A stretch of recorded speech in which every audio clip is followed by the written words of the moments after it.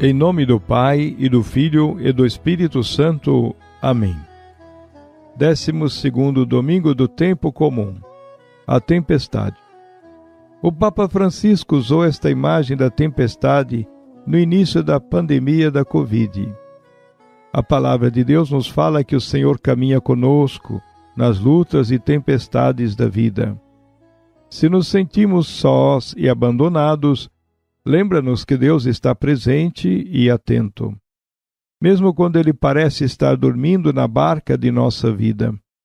É preciso crer em Sua presença e ação, mesmo no sofrimento. O livro de Jó, capítulo 38, é a experiência de Jó, um homem bom e justo, que de repente é atingido pela desgraça que lhe rouba a riqueza, lhe rouba a família e lhe rouba a saúde. Jó questiona o sofrimento do justo inocente e o papel de Deus nele. Eis a resposta de Deus ao desespero de Jó.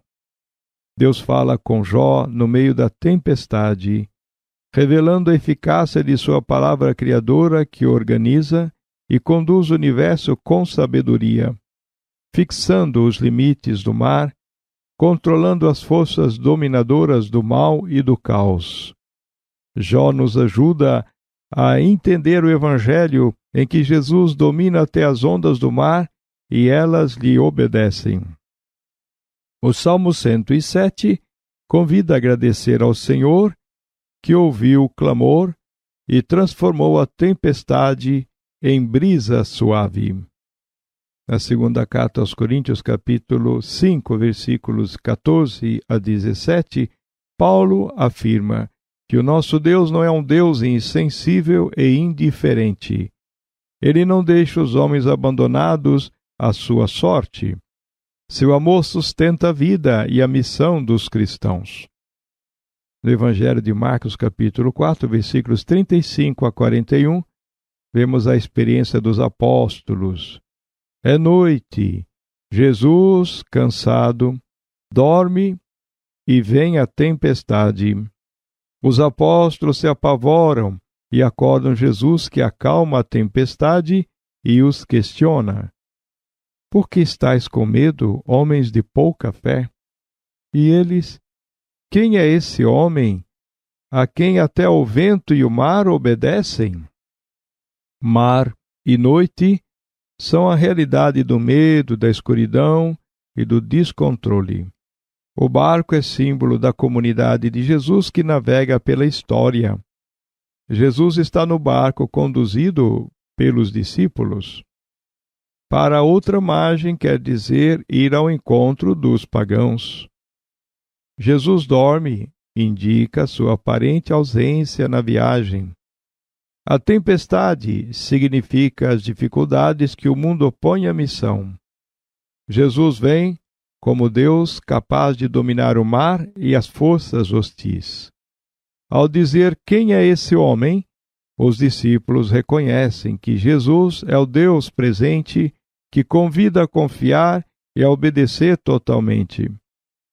Este texto foi escrito quando a igreja tinha sérias dificuldades no caminho e na missão de discípulos. A palavra de Jesus convida a não temer, pois não estão sós. Ele acalma a tempestade, fortalece sua fé e lhes dá a vitória sobre as forças contrárias.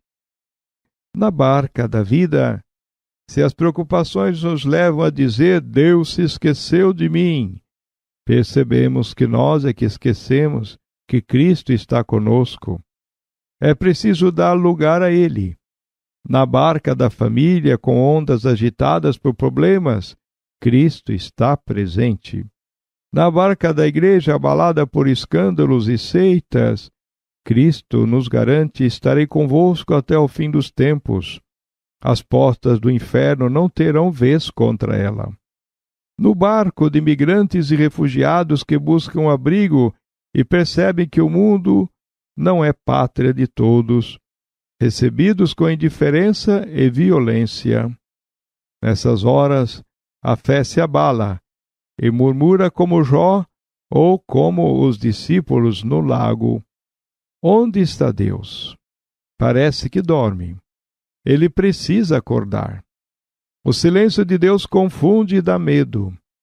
Não é juntamente aí, na hora certa, que Deus manifesta o seu poder. Por que duvidastes, homens de pouca fé? Lembram-se dele só quando estão em situação difícil, e sempre voltam a se admirar: quem é este homem, a quem até o vento e o mar obedecem? Só Deus tem o poder de dominar as ondas do mar. E o Evangelho de Marcos dá resposta sobre quem é Jesus: é Deus conosco. Hoje renovamos nossa profissão de fé na divindade de Cristo e repetimos: Jesus, eu confio em vós, nas tempestades e em todos os dias de nossa vida. Deus abençoe todos os que nos acompanham, em nome do Pai, e do Filho e do Espírito Santo. Amém.